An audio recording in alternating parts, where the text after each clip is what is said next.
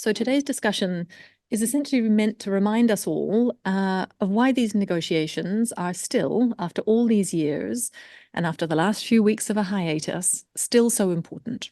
We have at the table people who've been working on this file for over a decade, in some cases a decade and a half, and in fact, frankly, remain as committed to its completion as ever. So we'll hear from them, but we'll also hear from some newer voices who have joined this debate and this discussion more recently, and who have also been critical in helping to move it forward. So we've invited today 3 ambassadors, not coincidentally from 3 developing countries and from small island developing states, to talk about why a fisheries issue and a fisheries subsidies issue matters so much for their development, their sustainable development, and for the multilateral trading system. Perhaps to start on my left, Ambassador Usha Kanabadi, the permanent representative of Mauritius.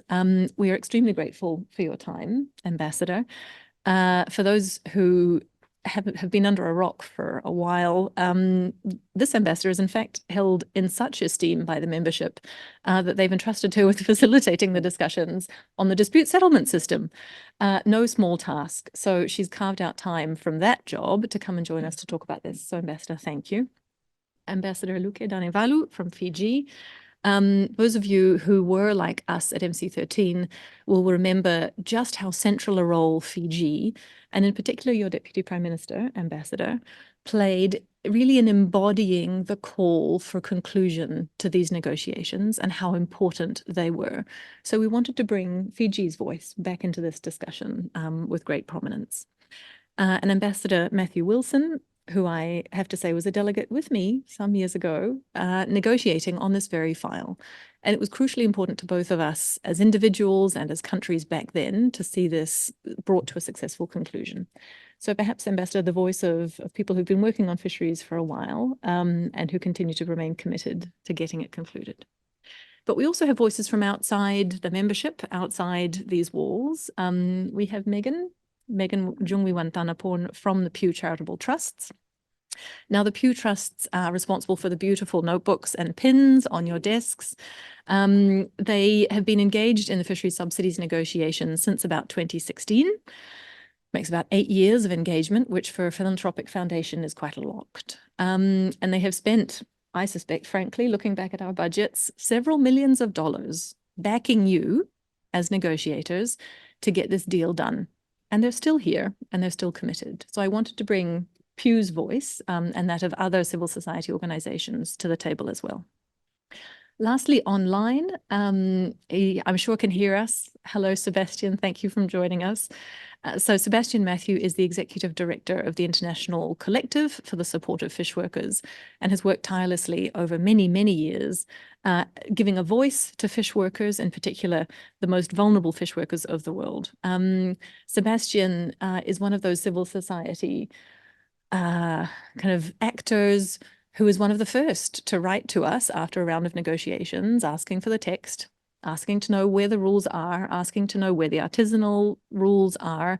He's followed this with more attention, I think, than many of us. So he's, I think, an extremely authoritative voice to tell us why this matters and what we could do next. So I'm going to ask each of the speakers essentially 2 fundamental questions. Firstly, why is this agreement still so important? And secondly, what do they think we need to do to get it done? And lastly, perhaps an incentive to stay until the very end, I'm also going to tell you what we, IISD, think of where we are at in these negotiations. We don't often do this. I think we've probably only done it once before in these negotiations. But at this point, I think we probably need to. So I have a few talking points of my own for the very end. But before all of that, we thought we'd start with a reminder, perhaps from the field, of what all of this means and why it matters so much. And it's a video. Go ahead.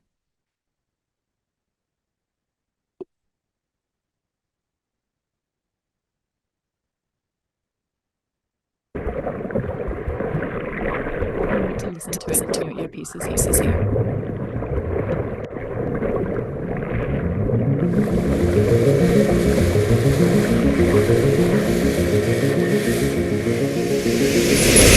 I love the sea.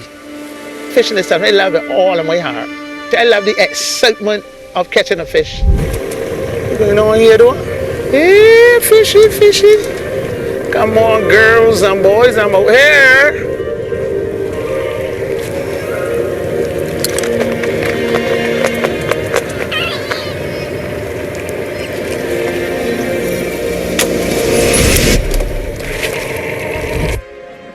My great-grandfather, my sisters, my older sisters, my older brothers, my mother, my father, everyone was in the fishing business. Oh, these down here, my brothers and sisters, you know. Everybody you see down here. His brothers and sisters, sisters' children, sisters' children. She taught us that we would need more than one job. But always we can go back to the sea. I love fishing. If I could fish every day, I would. To be honest, the only thing that stopped me from fishing would be the bad seas. I'm going to give away this incredible $4,000. Wait, no, not this one. This is what happens when you stream from YouTube. We'll get there.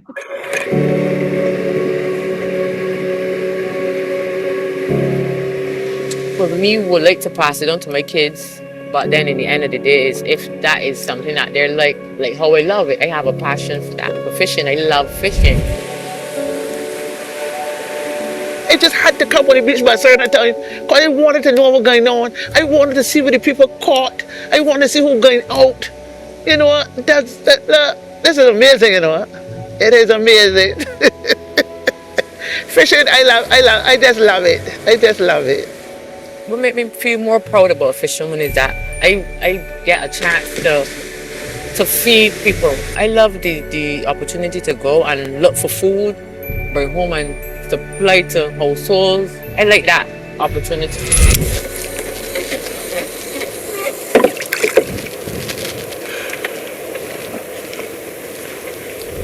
I get up in the morning, I can't wait to get from the beach. We can't select when it comes to fishing. Because I put love. For me, it becomes natural. I feel good to know that I could get out there among the guys and kill.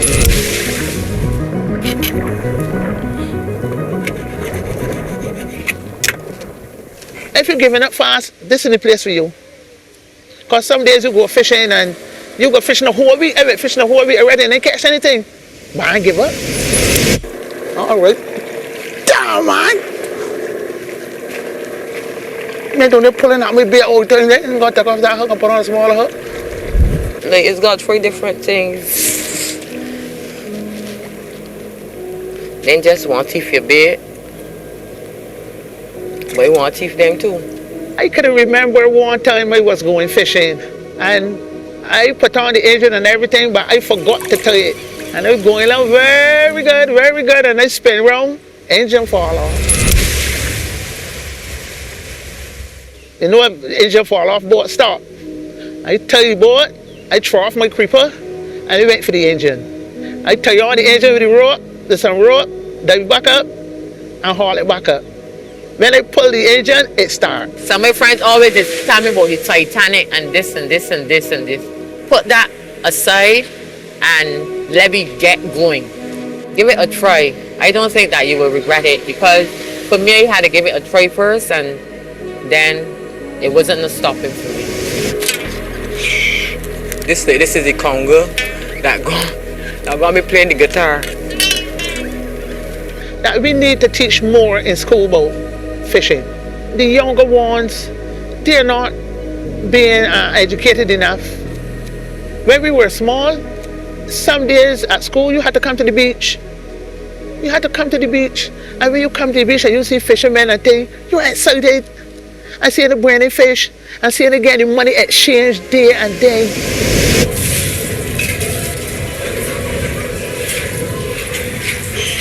We had Fisherman's Day. I take out the Fisherman's Day, we get 11 children that was interested in fishing. Because Fisherman's Day, we take them out on the boats. We take the fishing in the boats and to let them feed the fish bugged in. Some of them get big ones, some of them get small, but they were excited.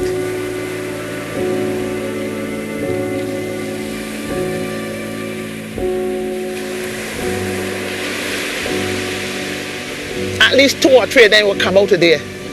You understand? And that's what it will like. You ain't gonna get all. It's It is fishing and car racing. So much little boys that come out here that know there's men. They tell me, you remember you teach me how to fish? So much little boys just tell me, you can't remember me. You give me food for my mother. You help my mother. You help me. When it comes to fishing, once it comes to fishing again, the hooks, I got my lines in there. I got lines, a whole big reel of line in there, a whole set of hooks, a whole set of legs. If you see it come down there and you look like a waterfish, I get back a rod for you. You're a little bigger, man. There you here, a little bigger. When I go fishing, I catch a particular size fish because I want when I come back tomorrow or next 3-4 weeks, I can get a bigger one. Because if you take out the small ones, there won't be no big ones. So when it comes to sustaining, that is a problem.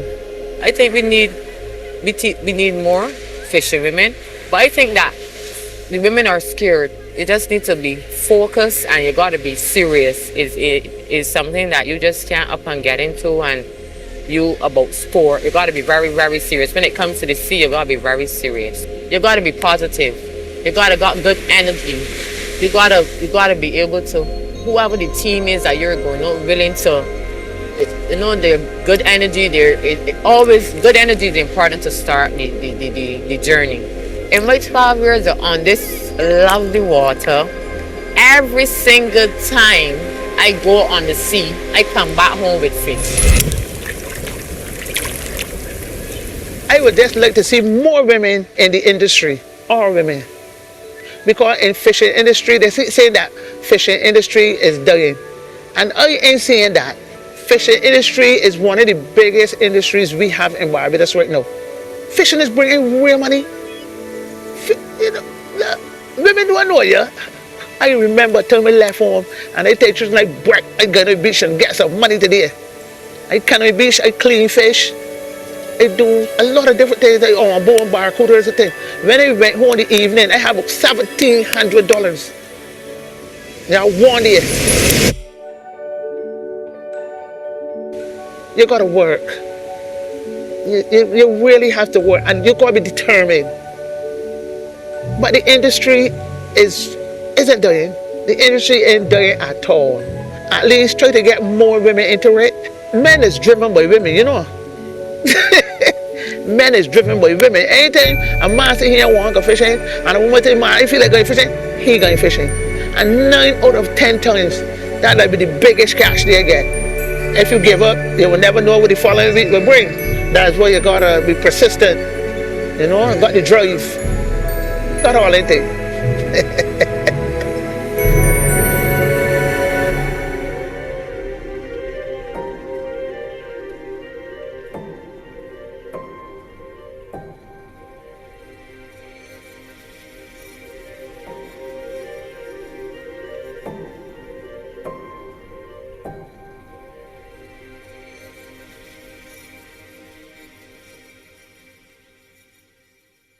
That's a nice place to start. Thank you. And This that movie, of course, that video, of course, is about the Caribbean.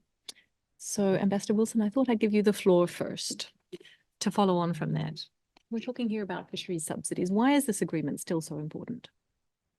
Thank you, Alice, and thank you, colleagues. I mean, Barbados, as you know, submitted that video. I think we were the first to ever submit a video as a submission to WTO negotiations, but we wanted to do that because we wanted people to understand what is at stake for real people. Luke, Usha, and I, we have something in common in that we all grew up either near the ocean or at the ocean. We know people who've worked in fishing. It is very close to us. We see how much it is related to the economic growth of our country, but also for our people as well. This is something very personal to all of us. And that's why I wanted to show you that video, so you know that we're not just talking about abstract things here. We're talking about people's livelihoods. We're talking about the sustainability of the industry. We're talking about poverty eradication as well. We're even talking about empowerment of women and girls. But there's another reason why I wanted to show this video today, and that is, unfortunately, Andrea Chapman, the fisherwoman that you saw on the video, she passed away a few weeks ago. And she really was an exceptional member of the fish community, and she was fearless, and she was known for her passion and her advocacy and for encouraging women to pursue fishing. So for many of us in Barbados who are involved in fisheries domestically, or those of us who are here in Geneva trying to push this agreement, we very much use Andrea's kind of passion and her terminology, like, determination, and you have to work hard and you have to sacrifice to kind of push us to to continue to get this agreement off of the runway, because we know that it is important to people like Andrea and to her daughter, who's also involved in fisheries. So, in a way, I very much dedicate my push to get this agreement across the line to Andrea and to people like her. But today I wanted to kind of raise 5 points in response to Alice's call on why we need to get this across the finishing line. Barbados is very keen to get this finalized, and we're very keen to begin where we ended, which was late at night at MC13 with the revised text that was on the table. For us, there was a lot of important gaps that we saw narrowed in that text. We saw a lot of people coming together. It's not perfect. I don't think we'll ever get such a thing as a perfect text, but for me, for Barbados, what is on the table is more than good enough for us to be able to strike the gavel. I very much welcome the ongoing process of the chair, but ultimately it's up to members to bridge the gap and not the chair. And I always hear people say, as small states, multilateralism and multilateral organizations are so important to you. Well, of course it is. So I plead to those of you around the table who are a little bit larger than us. When you have a cadre of small, vulnerable states saying, this is critical for us, we're ready to go on this. This has economic and livelihood considerations for us. Put the politics aside and be open in getting this through the finishing line, because this is a demand-driven request from the smallest and the most vulnerable of the WTO members. And, at the recent discussions in the General Council, I mean, it was really welcoming to hear the different approaches from people on SNDT, including from China. I really believe that our discussions will benefit from some of these new and novel positions that we're seeing on the table. And I think there's some really important elements in the text that I really don't think we can lose. The growing consensus on the special differential treatment framework, I mean, that is something that we've been working on for years. And I feel that we really do have a critical mass of support around what we have on the table. The de minimis, the two-tiered approach, the stricter disciplines for the larger subsidizers, which for me makes sense, is common sense, and I'm glad that is there. The welcome signals from China around SNDT, the review clause, the exemption of developing countries' small-scale and artisanal fisher folk, like you saw on the screen, and the removal of what I consider to be very arbitrary geographic limits. So I think we have a good text. The second, I mean, I'll repeat things that probably many of you in this room already know. 3.2 billion people rely on fishing for food security. And for us is about livelihoods, food security, building up our underdeveloped industry. Let me be very clear that we do see this as part of our growth strategy. But we also know that 45% of global fish stocks are overfished. And then, and that's why we welcome that there's this important sustainability dimension in this trade agreement as well. Third, we need to get Fish One operationalized. And why do I say that? Now, I used to say that in theory until I was home 3 weeks ago. And I spoke to my fisheries people there, and they actually took me on a beach to show me a few things. I was shocked by how many floating fish aggregating devices have washed up on the shores of Barbados. And how do I know these are not ours? Because one, we don't have them. And two, because there is a lot of foreign writing on these aggregate devices, language that is not English. A lot of discarded items and pollution that we see coming from foreign fishers who are fishing illegally in our waters. So I have the evidence, I have the photographs to show that all of these things are coming up on our shores. And this is illegal and unreported fisher in our waters. The fourth, this may not necessarily be the most popular view. I've always had a quite interesting relationship with subsidies. I actually think that there are good subsidies, that there are good incentives, and that subsidies are situational. And small countries like Barbados or Mauritius and Fiji, I think we will continue to explore incentives to help modernize our fishing industry, embracing green and digital opportunities, looking at safety at sea and other elements to achieve sustainability objectives. And then finally, I really want to make a big push for the Fish Fund and to thank all of those development partners that have put money into the Fish Fund. It really does provide some really good and important seed funding for some policy-related fisheries work. And I really call on other bilateral partners and agencies like FAO to maybe do a bit more to see how they can support the hard infrastructure that many of us will need moving forward if we are to have boats and fleets that work for the green transition and that we're able to have sustainable management systems that deal with this issue of overfished fish stocks. So all I can do is ask members to do what my Prime Minister Mia Mottley often calls for, which is to show global moral leadership and do the right thing for the oceans, for the sustainability of fishers, and as you've seen in that video, more importantly for people, because we talk a lot about fish. I think that's good, don't get me wrong, but we talk far too little about the people behind these industries and the implications of this. And I really want us to keep that at the forefront of our mind. Thanks. Well, thank you very much indeed, Ambassador. And thank you for mentioning Andrea's passing, because I think that is useful for us to bear in mind as we think about the people who've contributed to this process too. But speaking of people, Ambassador Luque, your Deputy Prime Minister brought the closing plenary of MC13 to its feet with his statement about how important this agreement was for Fiji and for the Pacific Islands. And he talked, I think, about how sometimes history calls on us, little old us, to do important things. And we didn't get it done that night, but we got what we very rarely get in international relations, which is a second chance to get this done. So maybe can you tell us from your perspective and Fiji's perspective why it's so important to conclude the agreement? Thank you, Alice, and IISD team, and of course, Pew, for convening us. And I think it's important that we gather for the very reason that you mentioned, to not just regain, but maintain the momentum for the final push to concluding the work that we have outstanding from MC13. And as you rightly said, our Deputy Prime Minister, speaking on behalf of the Pacific, of course, was very committed, enthusiastic, and very open to working with all members of the WTO to finishing the work that we have spent over 2 decades on in Abu Dhabi a few months ago.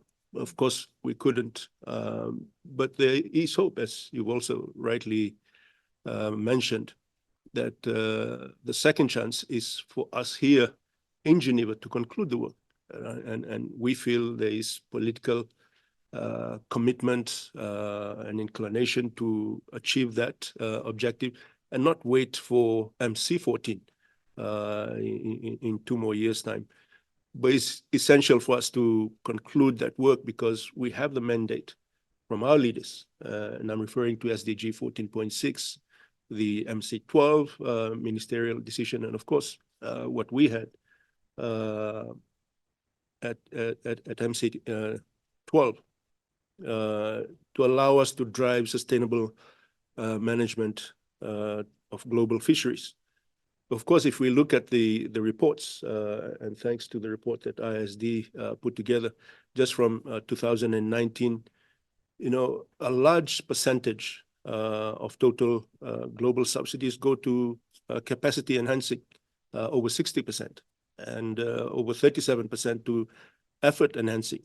Although we have the Fish One, the Fisheries Subsidies agreement that we adopted in 2022, that disciplines IUU fishing, overfished stocks, and the unregulated high seas, it really only covers a small proportion of harmful subsidies, which means we have a lot more work that we need to do together to address the bulk of harmful subsidies. And the current subsidies is really at allowing fishing beyond sustainable limits. It's favoring large-scale industrial operations, and we saw in the video that was thankfully put together by Barbados, but really echoes many of the developing countries' realities. We don't have large-scale industrial fishing. Fiji used to, but it died out. So we're back to sustainable sustenance livelihood fishing. But that large-scale industrial operations is continuing to be supported by harmful subsidies, and it's risking the depletion of fish stocks and marine biodiversity. For us in the Pacific, it's not just a vast body of water surrounding our scattered islands, and the Pacific leaders really captured this in saying that 96% of our region is ocean. And so the ocean is at the heart of our geography, our cultures, and our economies.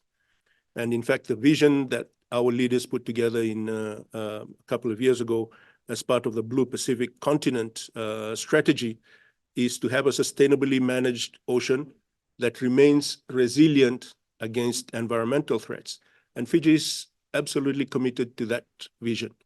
And our Deputy Prime Minister was at the forefront, speaking on behalf of the Pacific, but of course, the Pacific countries themselves are fully committed to ensuring that we deliver fish too for the benefit of our people. In fact, in Fiji, the fisheries industry is the third largest sector, just behind sugar and subsistence agriculture. And it's integral to our economies, not just in Fiji, but in the wider Pacific, and as you've seen, also in other Pacific, in other Caribbean countries and island nations around the world. It's a major source of the world's tuna stock, and you heard this several times for those of you who were in Abu Dhabi from our Deputy Prime Minister, that we contribute more than half of the world's tuna stock. The Western and Central Pacific supplies that to the world, and it's worth $2 to $3 billion per year, the tuna caught in the national waters of the Pacific Seas. And it therefore provides an important source of livelihoods to our peoples and to our economies. So it also is a significant and vital factor in our social economic development. And the fabric of Pacific communities is intertwined by our livelihoods that's derived from the ocean. And obviously through small scale and artisanal fishing. So with all these considerations, you can see why fisheries subsidies has been a key focus area for Fiji and for the Pacific since these negotiations were started way back in 2001, with the goal of addressing harmful subsidies and to protect our global stocks. And we need to conclude and to establish comprehensive disciplines that really address overcapacity and overfishing. And we need this not just for the current generation, but for future generations. And I want to conclude by saying that these rules that we are hoping to adopt, and for us, for Fiji and for the Pacific, we're looking at the next General Council, and we want to work with all of you to achieving that in July or at the earliest possible opportunity, so that we can protect our marine resources, we can support sustainable economies, and we can ensure the well-being of our peoples. And we are willing to and ready to work with all of you towards achieving that objective. Thank you very much indeed, Ambassador. Maybe to go from the Caribbean to the Pacific to the Indian Ocean. Ambassador Kanabadi, could you give us Mauritius's perspective, please, on why this agreement remains so important and why concluding it quickly is so important? Thanks. I'm not sure I'm answering your question directly, but thanks, Alice. Thanks very much for inviting us. We never refuse you when you invite us. And I'll tell you why. Many years ago, was it many years ago? No, a couple of years ago, I was coordinator for the African group. And suddenly I had this thought, but these fisheries that we have in Africa, I'm not too sure who actually controls them or owns them. So we persuaded Alice and her team to work on that for us. And what did we discover?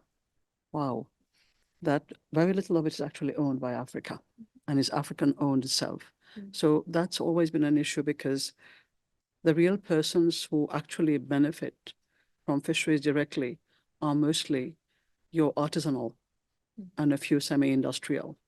But the bigger fishing opportunities in our countries do not really belong to us. Now, contrary to Fiji and to Barbados, if we are left alone in the room, the three of us, Matthew, you and Luki and I, will start singing "Oh Island in the Sun," remembering all our childhood dreams, But Mauritius only has 1.4% of its GDP. This is what fisheries represents. And yet my sea territory is the size of France and Germany put together. So why can't I exploit it? Well, others come and exploit it because we have fisheries agreements, bilateral fisheries agreements with others. But why should I be bothered with a fisheries agreement at all? This has been running for 20 years. Did nothing happen in those 20 years? Who looks after fish? Does anybody know? This famous SDG 14.6. Who makes sure that this happens? They're not waiting for WTO for sure. No, again, the question of legacy when we're coming into a negotiation and understanding where we came from and why we need to go forward and how we need to go forward. When we understand the problems that are related to the ocean, marine biodiversity, as Lucas said, the question of climate security, the question of food security, the question of livelihoods of people, you realize somebody has better make sure that the oceans remain sustainable. This has been done mostly national level initiatives. FAO sometimes casts a good glance at us. UN sometimes wake up and says SDG 14.6. Otherwise, it's the regional agreements. That's why I was busy looking at my phone because I remembered that the Indian Ocean Tuna Commission met in Thailand recently, and they take decisions. But we don't know a lot about those, and every other NGO responsible for sustainable fisheries complains that we don't give them the full picture. I just discovered myself that Mauritius proposed a ban on discards. This happens. What I'm saying to you is that whatever be the initiatives that you may take at national level or regional, and I'll tell you a few. China, for example, took, if I remember this correctly, China took a decision many years ago that between 2014 to 2019, they would reduce the number of distant water vessels to 3,000. Japan, from 2022, no IUU fished component can come into the market. So people are taking decisions everywhere. They're not waiting for WTO to happen. But how do you make sure that they have an interest in keeping those decisions or trying to move towards sustainability? It's only when they see their peers and all other fishing nations also making the same effort. Otherwise, they're going to be outcompeted, if I can use the word, by others. So the negotiations must be set against a global context, whereby there may be initiatives being taken, but these are rules. These are global rules that will not apply for everything, but will certainly apply to most of the nations of the world, and hopefully one day will be disputable.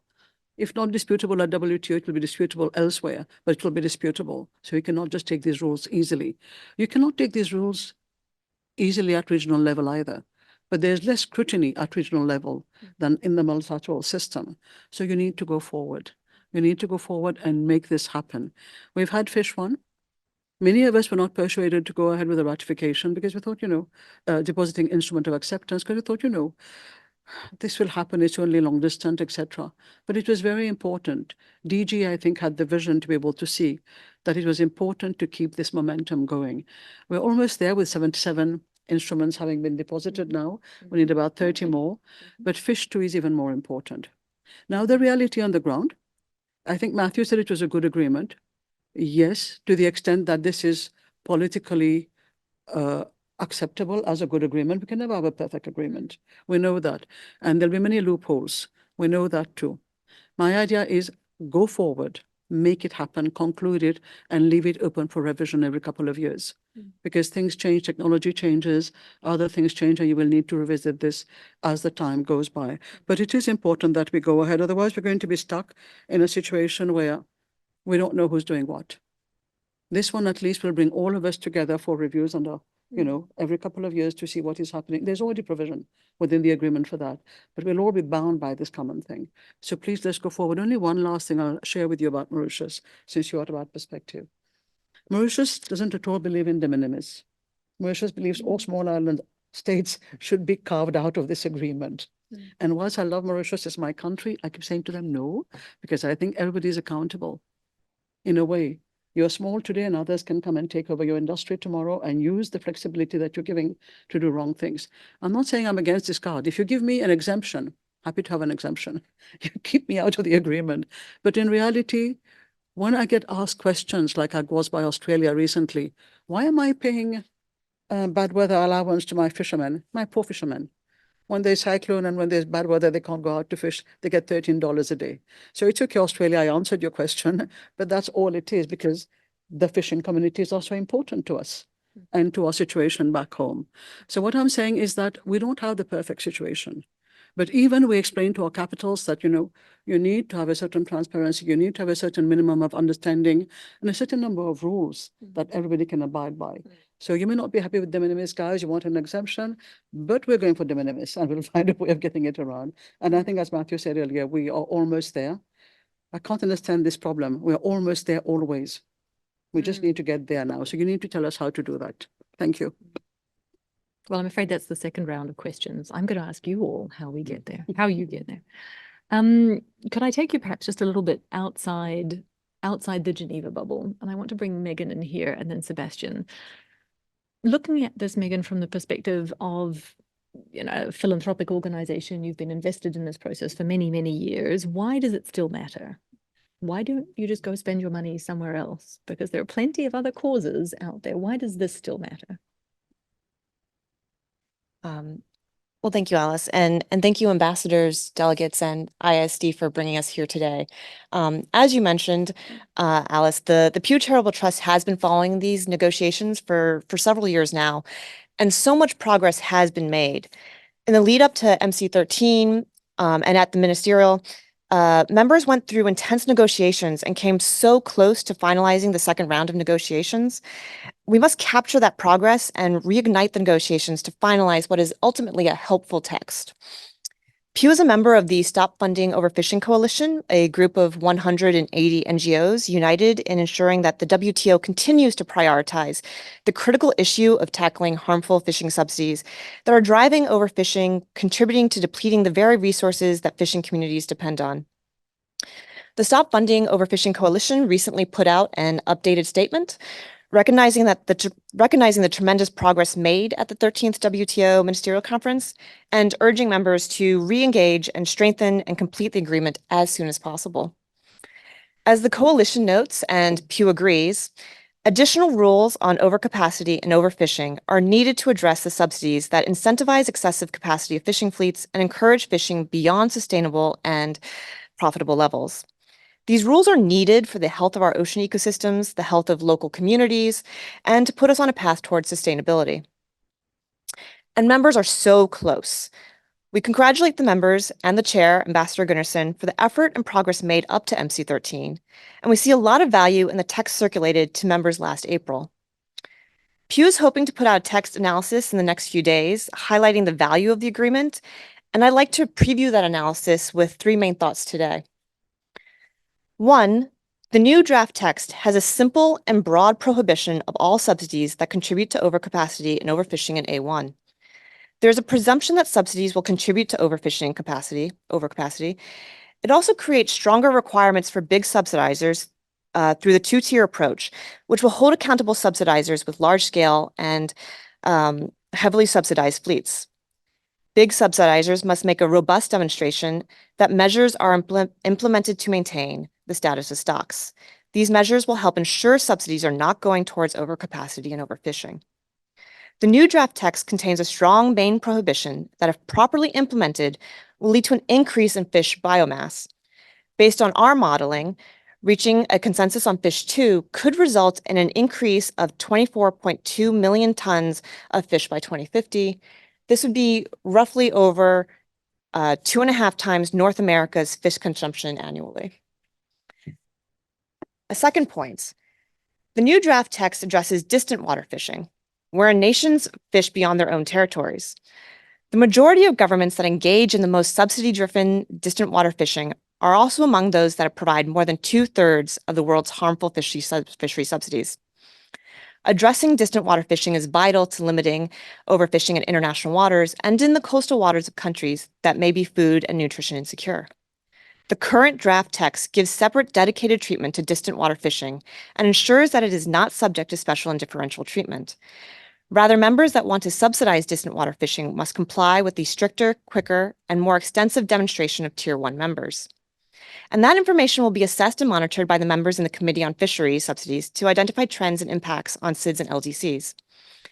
In addition, this rule needs to be read in conjunction with the review clauses in Article D1, where members will have the opportunity to review the impact of the disciplines, including with the objective to recommending caps and reduction commitments. A third point, giving flexibilities to developing countries to help them implement the agreement is important. However, any flexibility given should not undermine sustainability objectives. ISD recently wrote an analysis looking at what's on the table in the current agreement. And in that analysis, they indicate that the impact of the permanent flexibilities given in the current text would be limited.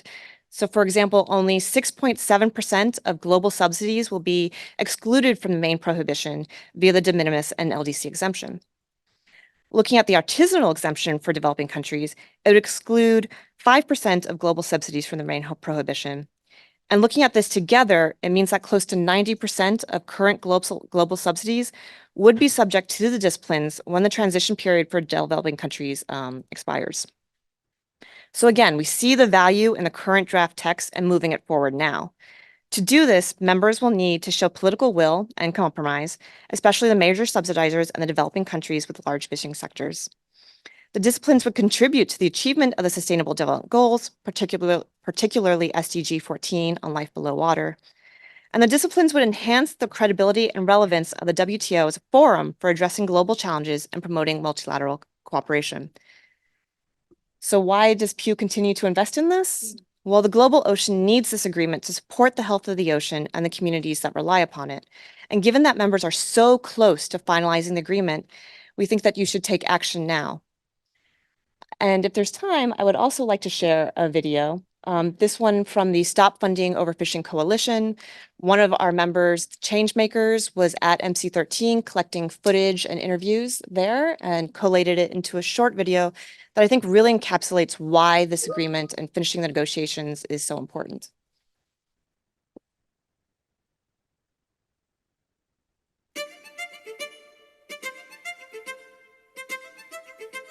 For anyone who has grown up near the ocean like I have, you have a love and an appreciation and a respect for the ocean. The ocean is part of who we are as a people, it's part of our livelihoods, it's part of our culture. Well, fishing means a lot to Fiji and to the Fijians. It's our culture, it's a source of food security and also essential for our livelihoods. For fishers, ocean is like their god because we celebrate the ocean festival once in a year. We have been a fishing nation for thousands of years. Since the Vikings and even before, in our tradition, we eat a lot of fish. So yes, fishing is extremely important in our day-to-day life.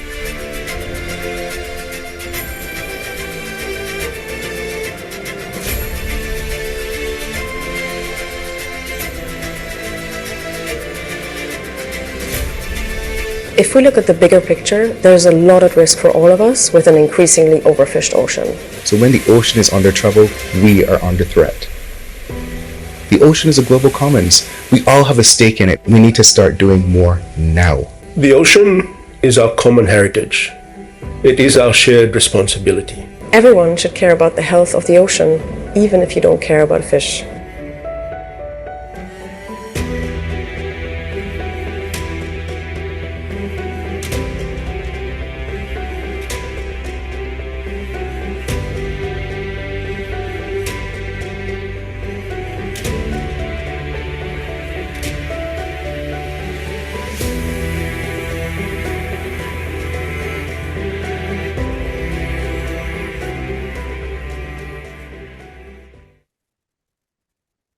There you go. I'm not sure whether Ambassadors Wilson and Luque knew that they were going to be on the screen 4 times over. But anyway, thank you for lending your voices as well to that. And so that video, and in fact, a number of others specifically focused on the negotiations and what's at stake, are on social media. So you can look at change makers and you can see the whole range of videos that they've produced to encourage you and to encourage civil society in your countries to focus on the negotiations and get them over the line. But perhaps another perspective from outside Geneva, if we have Sebastian still on the line, I hope, Sebastian, you've been able to follow the videos as well. Yeah, Alicia, thank you for inviting Go ahead, Sebastian. This meeting, and appreciate all the previous speakers, what they spoke. Actually, you have organized this meeting at a very opportune movement, because if you look back last week, you can see that State of Fisheries and Aquaculture of FAO was released at the preparatory meeting for the 3rd UN Ocean Conference in Costa Rica. So that again shows that we have reached 79.7 million tons of fish production in 2022. And the record still remains 1996, 86.4 million tons. So which means that we have, year after year, we have reiterated the point that we have fully exploited the potential, the marine capture fisheries potential. So therefore, we need to think in terms of moving into conservation and management.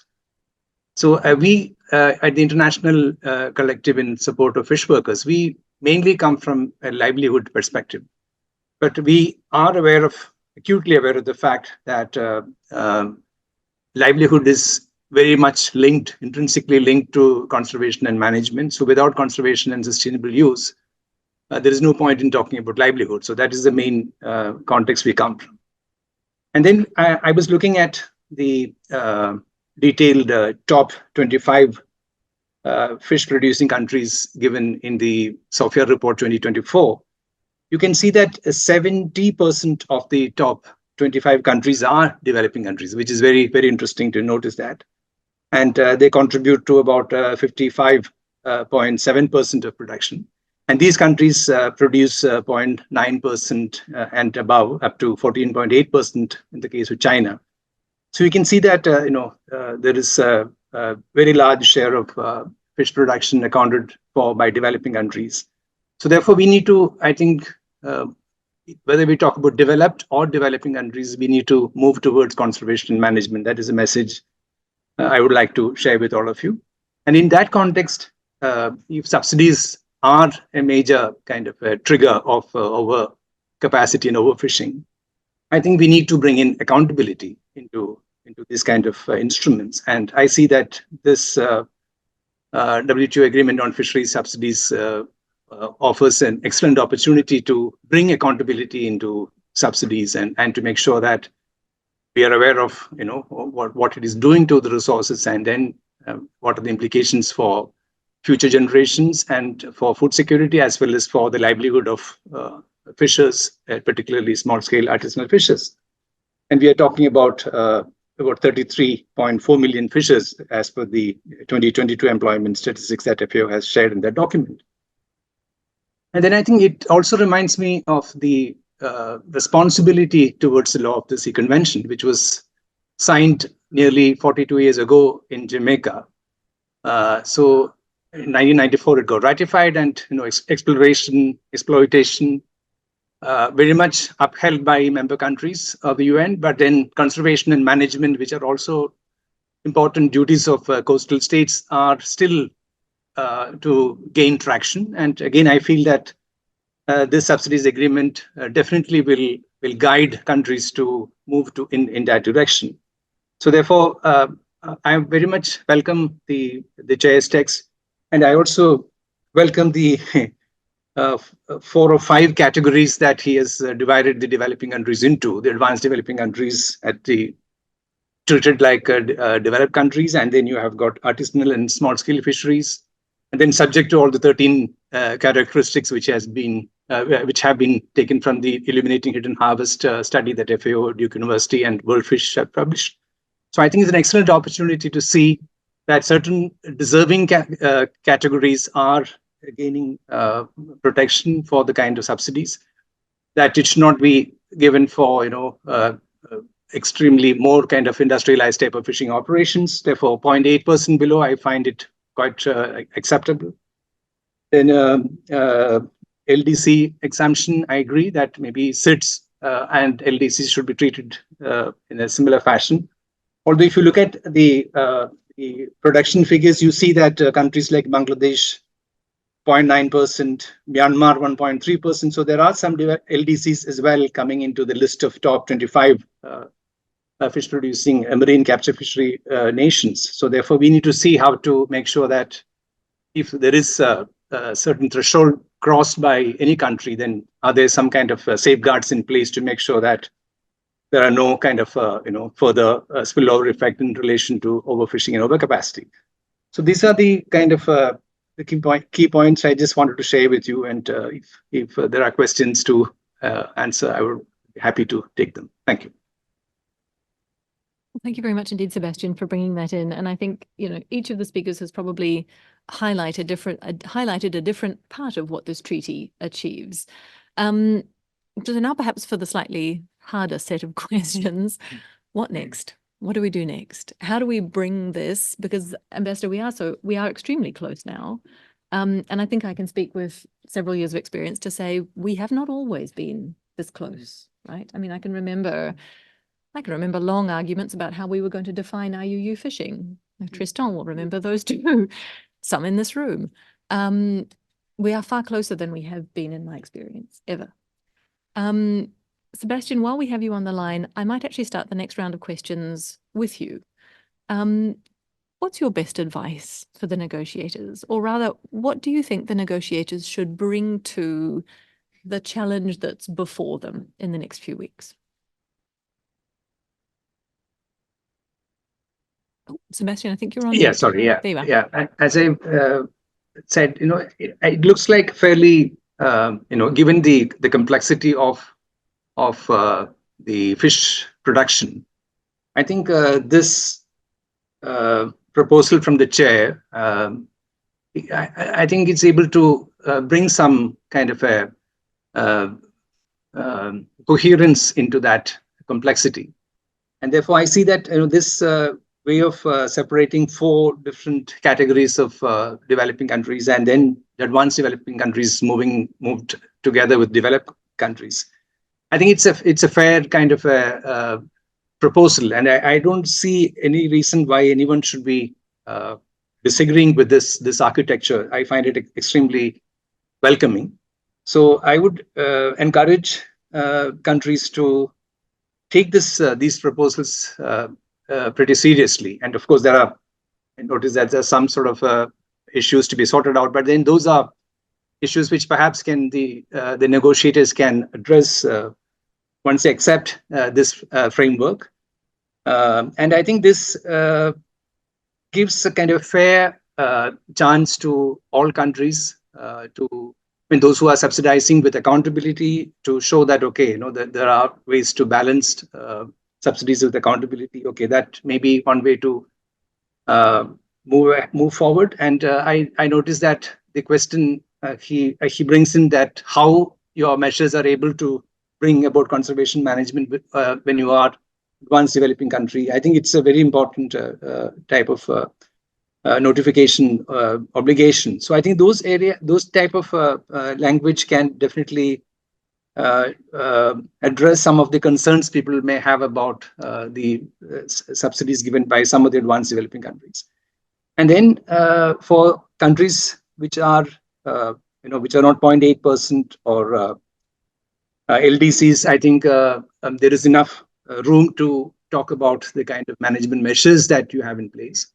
And again, if you look at the Sophia report, it talks about 92% of fisheries are under management plans in developed countries. But if you look at developing countries, only 60% are under management plans.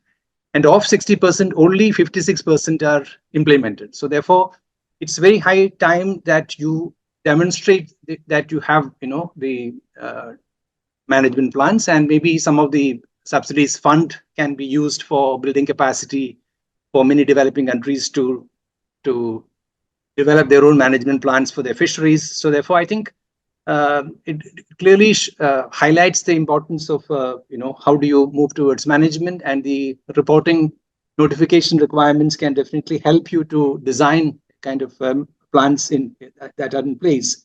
And once these plans are in place, perhaps with greater scrutiny and discussion, people can show that all these measures are the outcome of these measures will ensure that there is better conservation and management of resources.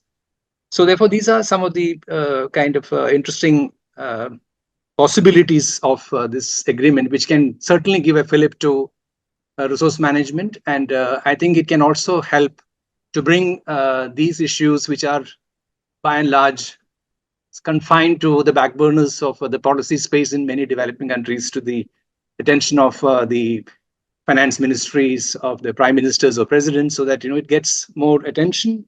And so politically, I think that the WTO taking an interest in resource management can definitely help to gain more space back home to focus on resource management than only on exploration and exploitation aspects, which is kind of a short-term way of looking at resources. And I think now to shift gear, definitely this agreement can assist many developing countries. Yeah.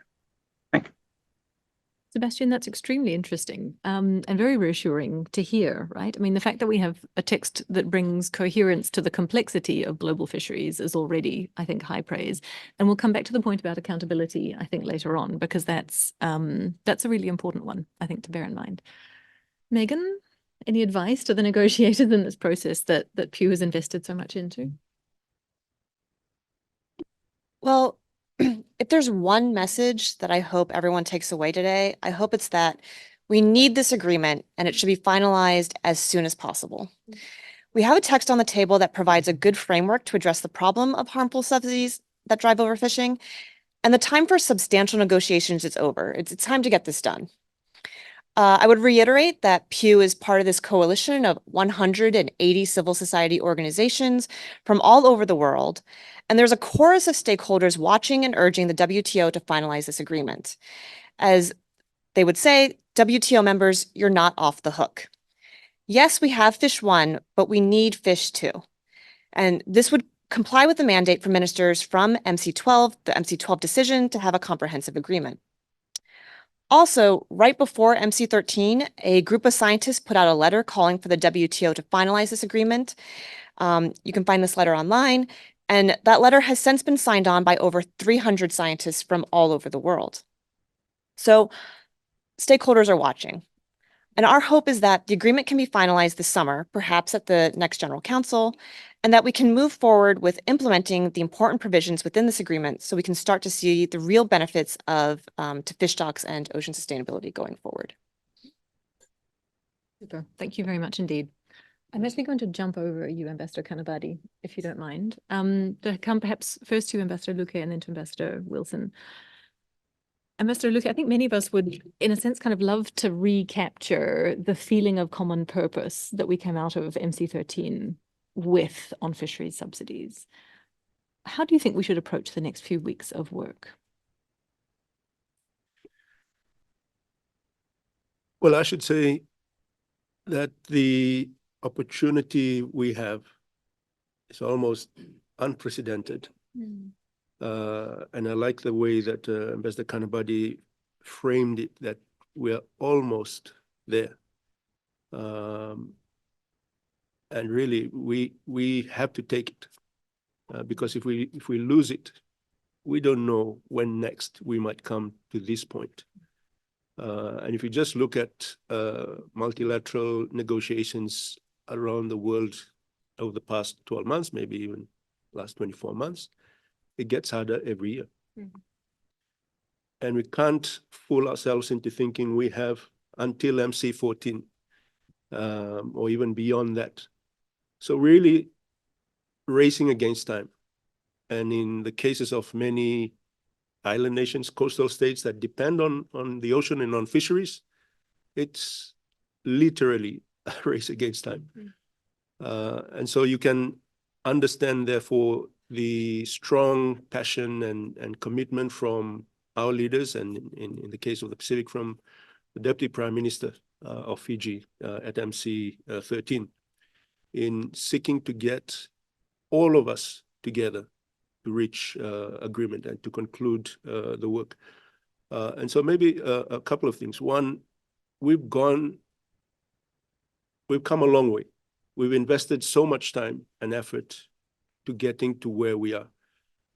And so the first point is to move beyond rehashing, old positions, and to really seek to find common ground on the few remaining issues that we have. And the second point is to use what the chair circulated to the membership at the last General Council as a starting basis for finalizing that work.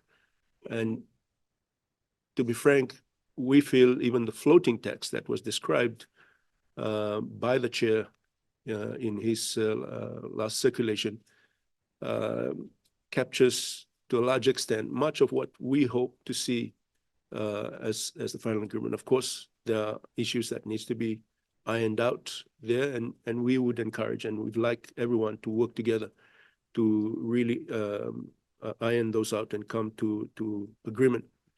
And thirdly, and finally, we have to demonstrate here and now the political will.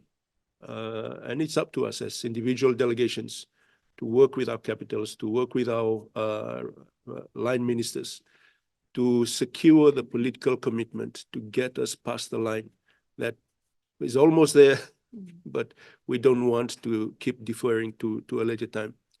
And just to say in conclusion, we want and we need a multilateral agreement where everybody buys in to this treaty, because fish population, and in the case of highly migratory fish stocks, they don't respect human-drawn borders or boundaries. So we all need to work together to get this agreement. Thank you very much, Ambassador Luque. And that, I think, brings us back to one of the key reasons why the WTO is such an important place to have this agreement done, because virtually everyone who matters in the fishing world is here, right? Is part of this agreement, or could be. Ambassador Wilson, you often talk about the need to stay focused, right? And intent on keeping our eyes on the prize. How do you think we should approach the next few weeks? I always like to start where I see myself ending.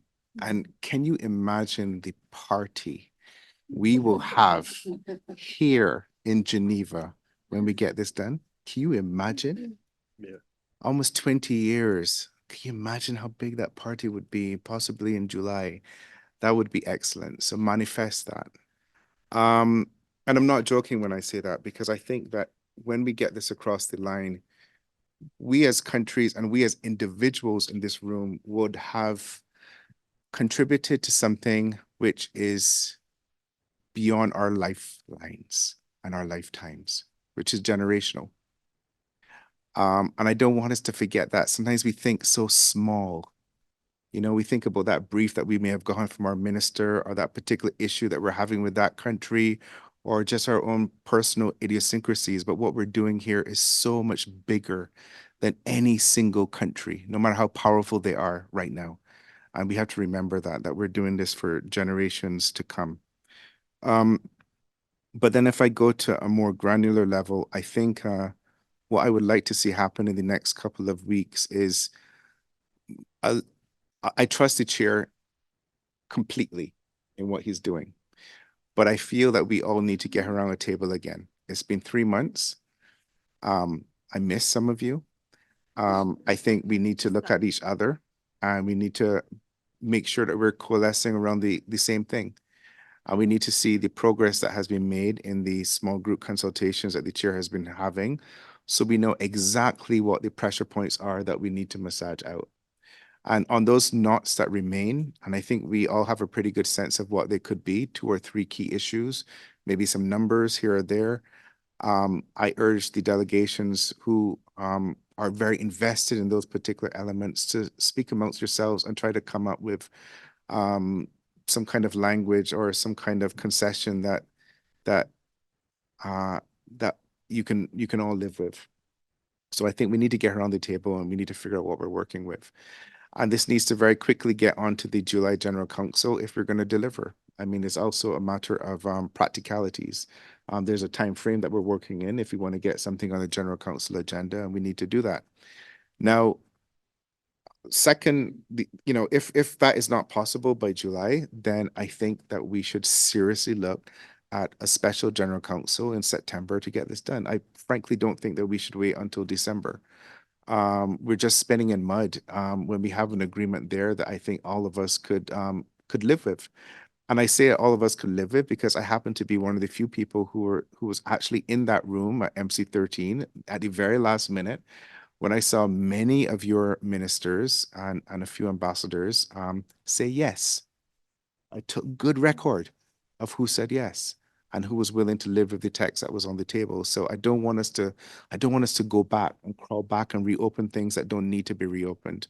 I think we just need to do this in July. And if by whatever reason is not possible, let us schedule a special General Council in September and make sure that all of us ambassadors here are empowered to do what we're supposed to do, which is to take decisions on behalf of our country and our people. Thank you very much. Ambassador Kanabadi, the last word. Well, absolutely, you're absolutely right. We're never always this close. But since MC12, I think we've never been so close. We're now going to MC14, so it's time to get this done. Now, if I had a choice, I'd take the new president of Mexico and Prime Minister Mia Mottley and get them to lead this. And it might just change a few equations about people being unwilling to settle for this. But this being aside, I fully trust Aina and Angela as well. I think they're doing a great job. And perhaps the one thing that we need to say is that the standard against which we will weigh this agreement, the standard might not be the 14.6 agreement that we want, but there are political realities. We might not have an immediate agreement because there's some important elections coming up in July. So we may have an agreement either much ahead of those or maybe later. But what is important is this. There have been these small circle consultations, small building consensus. We need now to start growing them back out, increasing the number of people in the small groups until finally the whole membership can come to agreement on this one. So I would start working concentric circles outside until we get to where we need to get on the issues that are remaining on the table. Thank you. Thank you very much indeed. Can I just, sorry, I wanted to add something. It's on plastics pollution.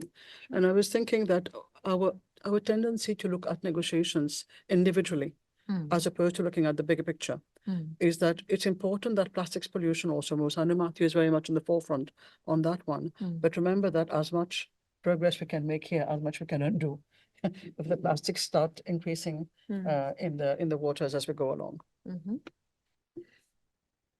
Quite right. Listen, you've heard from absolutely everyone else. I did promise that I'd share IISD's view. So let me do that now, and I will be extremely brief. And then I'll be able to liberate you all before 3 o'clock. And it's I mean, people often ask us what we think, and we usually forbear from saying it because things are usually at a particular delicate point. At this point, I think it's important that we put on the table the fact that, this agreement is not everything that we professionally or personally might have wanted to see. Fair enough. It is not a perfect agreement, and others have said that as well. And perhaps as Ambassador Kanabadi was saying, the alternative is, either not have the agreement at all, wait till later. And I think as Ambassador Luca was saying, it gets harder every year.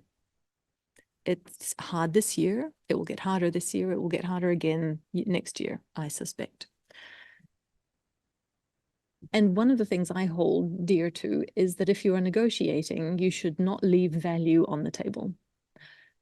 And I see a lot of value in this text on where you're at, right? There's value in the text itself, in what it requires governments to do, in what your governments are agreeing to do.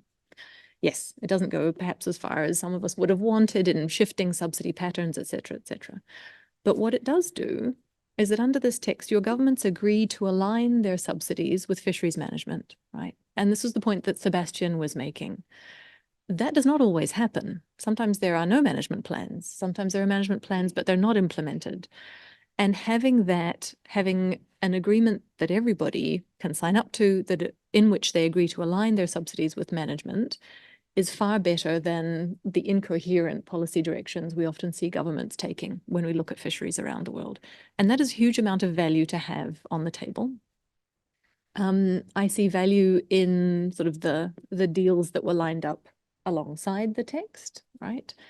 Developing countries benefiting from special and differential treatment that is really tailored to their needs and to their position in global fishing, I think is an extremely important and a really useful way to think about special and differential treatment. What is it that different countries really need? What kind of flexibilities do they really need?